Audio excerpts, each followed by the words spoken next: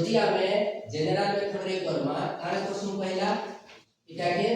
পার্শ্ব পরিবর্তন করবা পার্শ্ব পরিবর্তন করলে কারে করব x স্কয়ার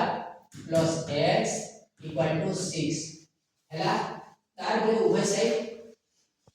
কারে করবা পূর্ণবর্গ করবা তো পূর্ণবর্গ করবা লাগে পহিলা হেলা তোমার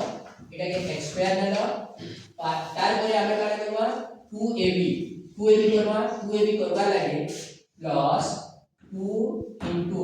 x আছে x रहेला b जगह पे केते रहले सही x सेवा तो और 1 रहले केते है 1 रहले तो 2x ही गेला तो कारण 1/2 करबा 1/2 करबा यानी 2 2 कटि गेला x * 1 केते रहला x रहला तार रहला 2ab b जगह केते रहला 1/2 है तो इने 1/2 प्लस करबा इस साइड रे भी करबा और राइट साइड रे करबा बोथ साइड रे 1/2 प्लस करबा तो 1/2 रो होल स्क्वायर करबा 1/2 रो काहे करबा होल स्क्वायर करबा लेफ्ट साइड करलो राइट साइड रे तमर प्रीवियसली केते अछि 6 अछि 6 संगे केते प्लस करबा 1/2 रो होल स्क्वायर करबा हैला बोथ साइड करना तो इटा एखन आसी गेला तमर a स्क्वायर